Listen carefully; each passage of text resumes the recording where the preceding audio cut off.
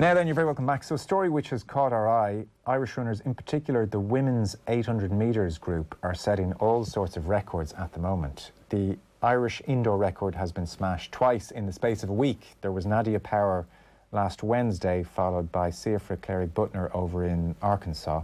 All of this with the Irish team in Poland for the European Indoors next week. And in the past week alone, 5 different Irish athletes have posted the 5 fastest runs in the history of the indoor event in Ireland.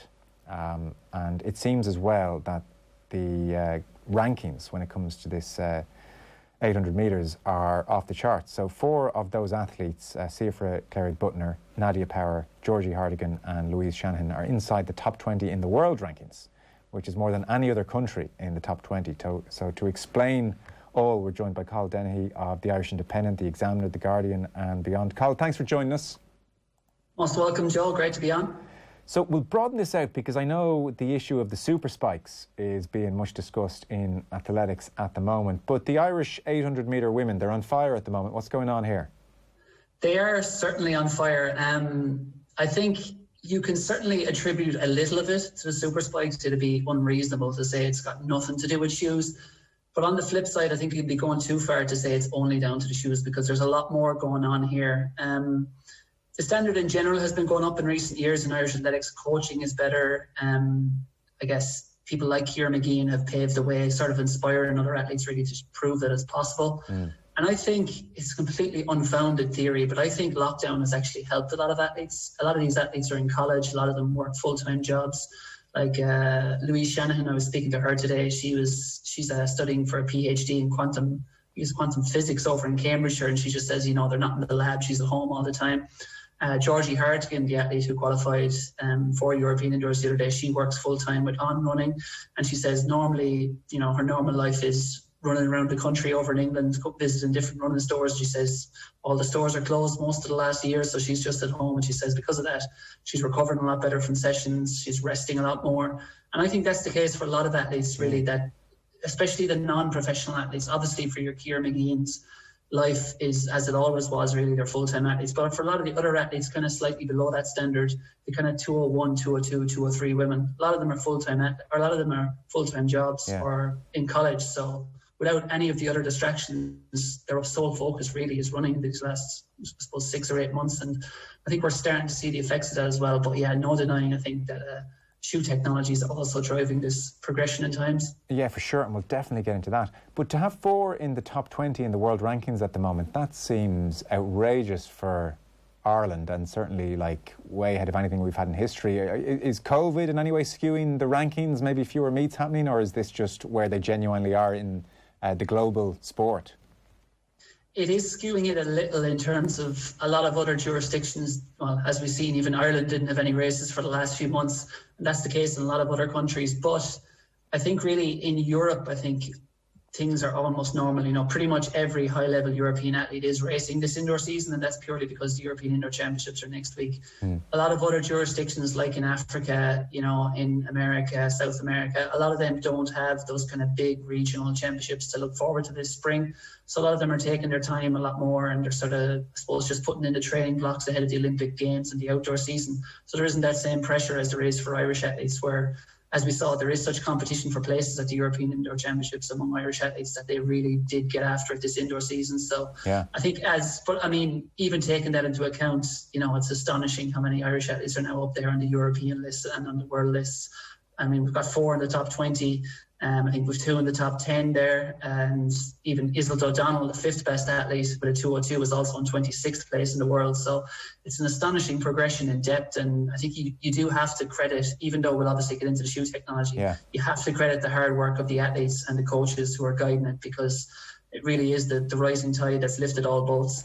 To the point where for instance, to extend the 800 metres conversation for a moment, to the point where we might see one of these athletes in an Olympic final, or am I getting way ahead of myself there?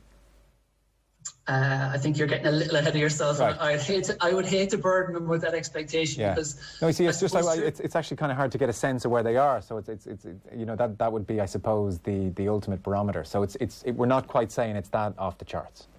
Not quite yet. I think for an Olympic final, I mean, the 800 metres has been skewed, I suppose, by the presence of the DSD, the differences in sexual development athletes in recent years, whereby a lot of those athletes were running kind of 154, 155. But I suppose the rules have changed and they're now unable to compete at 800 metres. But even still, if you take them out, the best in the world, someone like Aji Wilson, would be running about a 155, 800. And probably to get into an Olympic final, you're talking, you want to be able to run 158 at minimum.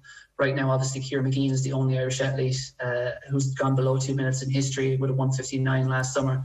So I think if some of these athletes could creep under that 2 minute barrier, which you'd expect them to really outdoors get into the 159 territory, then maybe they're on the fringes of an Olympic final. But I wouldn't want to jump too far ahead just yet. No, that's good. That's good to get a sense, because actually it's unfair if we have unrealistic expectations of our athletes as well. So I just want, because we're seeing all these records crashing, and you're thinking, what is going on here? And 4 in the top 20 of the world. And again, I hadn't realised it was slightly skewed with COVID. So it's good for you to put everything in context.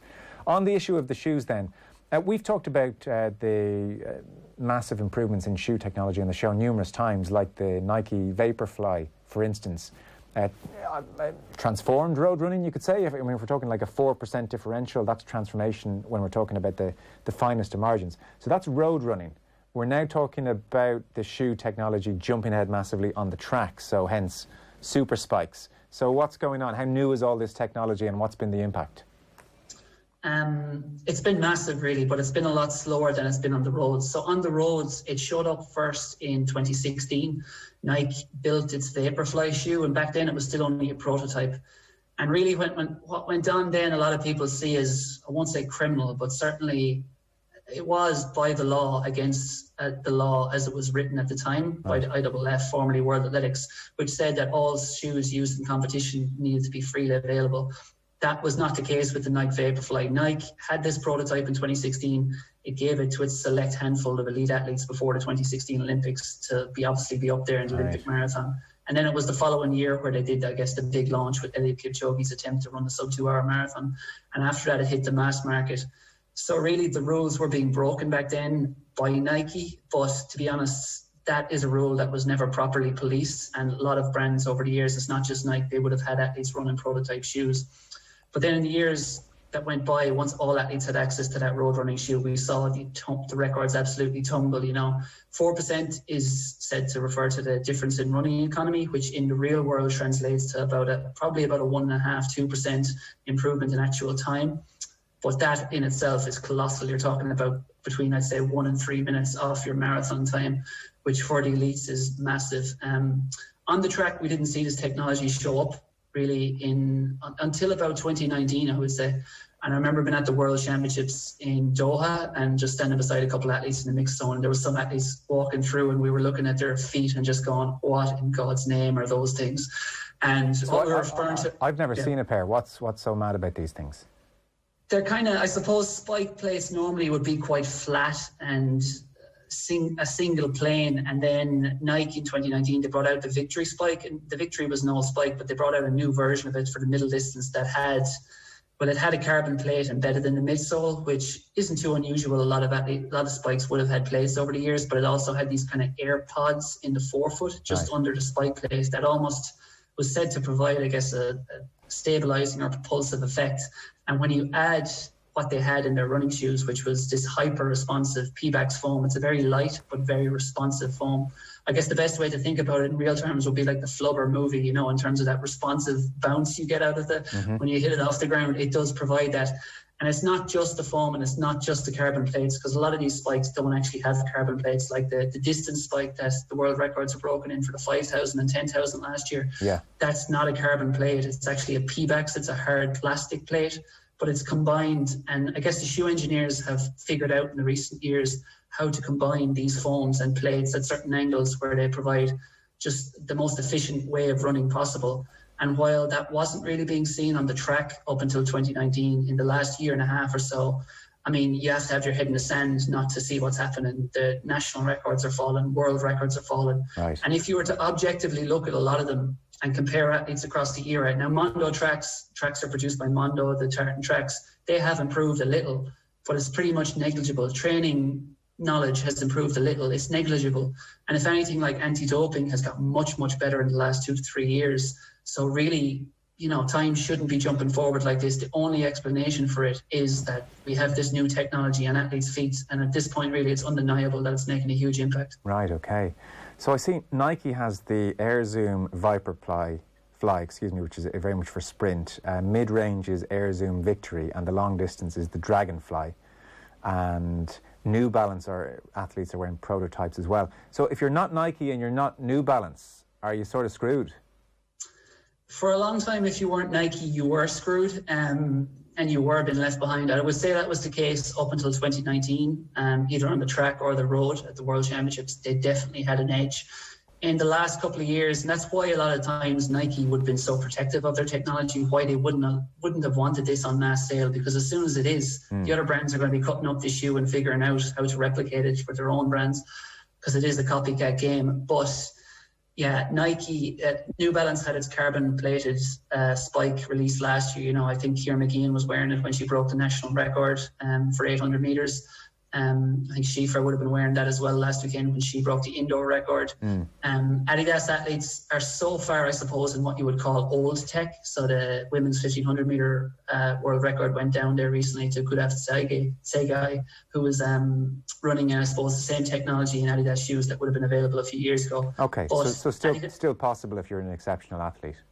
Yeah, exactly. It's kind of not as clear cut as it is on the roads, whereby it's wear them or you lose. But Adidas are building a spike that is rumored to be pretty special, and that will be available for Tokyo. So it might take a year or two, but I think by then most of the brands will have pretty much normalised. I saw Sean Ingle made the point that some athletes will be really high responders to the spikes, and others might only see a small improvement. So you can be lucky or unlucky here. That's one potential issue here.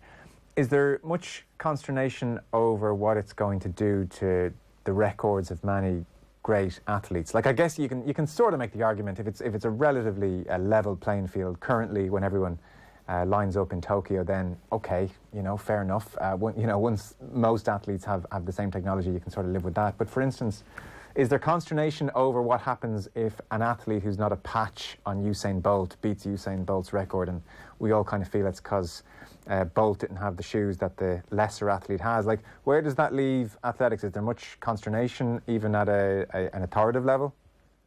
There is, because I think a lot of these records are starting to be devalued when they keep falling. It's like that old Irish phrase that something rare is wonderful, and it's becoming less and less wonderful with each of these records that starts getting broken.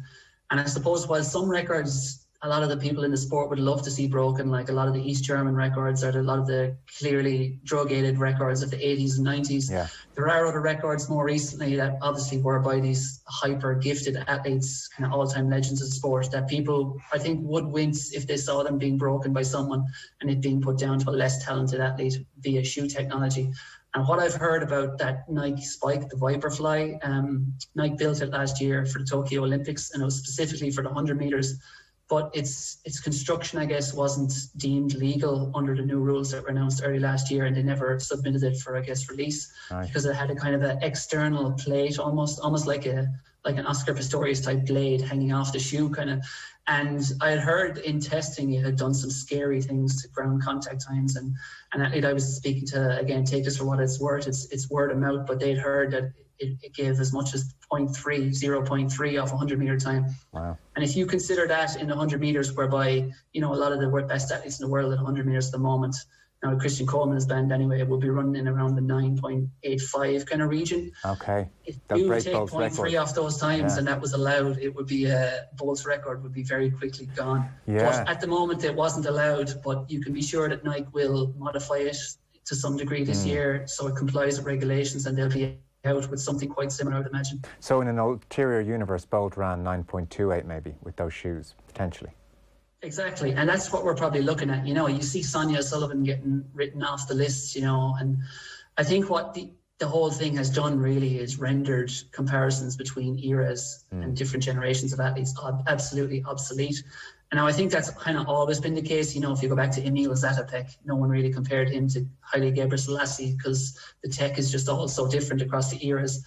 But I think certainly in my lifetime, I've never seen a technological jump forward like this, whereby it's not even athletes between 20 or 30 years ago now. It's athletes from 5 years ago. You just can't compare their performances. It's pointless. So I think we just have to kind of, for better or worse, accept it for what it is and kind of move on and just accept that we're in a new era. Right. So this is a new era. It's like that, and it's unfortunate if you're 5-10 years ago. So the authorities aren't going to step in and say, well, hang on, actually, we're parking the technology here. You know, golf is sort of trying to grapple with that at the moment. So the IAAF or whoever's in charge, they aren't stepping in and saying, do you know what? Whatever Bolt was running in, that seems about good enough for us. You know, he wasn't getting blisters. It did the job. The shoe didn't tear. Let's just stick with that. They're pressing ahead, I presume, because the Nikes of the world have plenty of influence and they want to sell lots of these shoes. They certainly do. Like, World Athletics came out with regulations early last year, but I think those regulations arrived at a time in 2020 when they were really needed in 2017, because there was people in the sport, agents, coaches, who were seeing what was happening, and they were seeing things, you know, to use the old doping phrase, that were not normal in terms of athletes' performances. But their suspicions weren't around doping in this case, it was around shoe technology, and they raised these concerns. But it took years for limits to be imposed. And when they finally were, I suppose, in 2020, the horse had already bolted and it was too late. And at this point, so many medals have been won and records have been set in this technology. There's no way of going back. And to be honest, you know, with the swimsuit or things like that, or certain things in golf, you know, you can ban a specific brand or something like that, but it's such a general technology. In terms of what's driving this is the combination of responsive foams and plates, hard plates, and the way those two interact to propel the foot forward. And that is a leap in technology that the engineers at Nike and Adidas and elsewhere have discovered. And I think it would be kind of unfair to them almost, and to the sport, to say, now that it's been allowed for so long, to turn around and say it's not allowed because it's too good. Because another benefit of this is that it allows athletes to train a lot harder. Like, you talk to athletes who train in these Nike shoes, and they'll say their calves recover much better. They can hammer a track session and they can come back 2 days later and do the same thing. Whereas before, it would have left them in bits for days. It's improving recovery and it's improving performance. And I think the above net effect of that is that we're seeing some crazy, crazy times, and we will continue to. Will we? Okay. And then maybe it'll all slow down again until the next leap in technology. So there might be a state. So we're headed for an Olympics here. We're in the midst of a real state of flux here, and records will go all over the shop. But maybe in 4 years' time, if there isn't another quantum leap in technology, you won't see the Tokyo record smashed.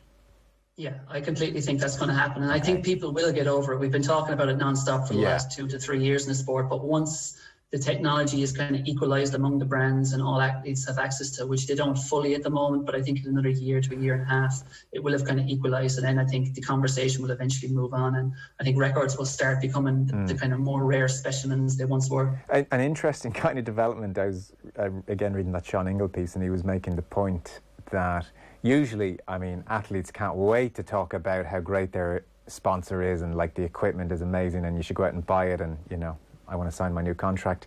There's I don't know if you noticed this, this is the kind of the question. There's a reticence almost of athletes to harper on about the spikes all of a sudden, because they feel like they're not getting their due credit. I'm sure that, you know, they're elite and they're training so hard, and all anyone's saying is, well, did you have the new spikes or not the new spikes? So kind of a number of athletes who are breaking records aren't so keen to talk about their sponsors all of a sudden. Yeah, and I don't really understand why they wouldn't, you know. Well, I do understand why they wouldn't, because, you know, it takes away from their hard work, I suppose, or it's seen to. But I mean, it is the perfect opportunity to plug your sponsors, given you actually have a really highly effective sponsor for once, you know, rather than someone who gave you a free car for 6 months. But it suggests almost like a stigma. Oh, you're one of the super spike ones. Okay. It is, and there's a lot of athletes I know who were kind of hesitant to, you know, there's one Irish elite I know who ran in 1500, and he said that he thinks they give him about 2 seconds over 1500. And there's another Irish athlete I know who got the shoes as a present about a year ago, an Olympian, and she said, you know, she was almost embarrassed to run her 5k PB on the roads in them because she took like 20 seconds off. She said, I don't consider that my PB because it's purely down to the shoes. But I think the net effect, like speaking of that Sean Ingle piece, he spoke to Jeff Burns for that piece, who's a biomechanist over in Michigan. And he's one of the world-renowned experts, I suppose, in this area, because he studied the effect of the shoes. And I interviewed him last year after the regulations came out, and he gave a great line about where this is all going with the records and the net effect. And he said, right now it's awesome. He said, it's like eating a giant bowl of ice cream, and it's great. But he said, I have a strong feeling that in the long run, it's going to make us feel like shit. And I think as time goes on, I see the effect of that more. And it's almost like when you look at, American football, the way they changed the rules to have more offense. And we started getting these games in the NFL where it was like 45 points a team and stuff. And I remember people saying, it is like that overdose of sugar, whereby it's all go, it's all records, it's all glam. Yeah. But then if everything is amazing, pretty soon nothing is amazing. And I think the rarity and what was once so special, this world record that someone so rarely ran, just becomes a lot less special. So yeah, I think it will, but hopefully I think we'll be past that phase in about a year or two. So okay, these are almost growing pains. And needless to say, there's just a bunch of people who want to know what it's going to do for their 5k time, these shoes. So Muggins kind of blowing hard, doing his 30-minute 5k. Is it going to knock 15 minutes off that time? I'd say at 30 minutes 5k, I'd say I'd give you 27 minutes if you drop. For an amateur puffing away to knock 3 minutes off their 5k, would it? That's serious. I mean, it's the best form of training you can do is save up 250 quid and buy yourself a pair of these. I mean, they all have them now on the roads, whether it's Adidas, Asics, New Balance. Yeah. They all have these carbon plated shoes, and they're all about, I would say time-wise, depending on how you respond, between 1% and 3% of your finishing time. Okay. I thought you were going to say a few seconds. Jeez, this is incredible. Right. Cathal Dennehy, thanks so much. I know you have a piece tomorrow. Is it in the Independent, Cathal? Yeah, I've actually written about it, specifically about the shoes in the Irish Examiner column on that, and in the Independent I've kind of taken an overall look at the women's 800-metre landscape, including, I guess, a bit of a look at the shoes. Great. Listen, man in demand. Thanks, Cathal Dennehy. Much appreciated. Thank you very much.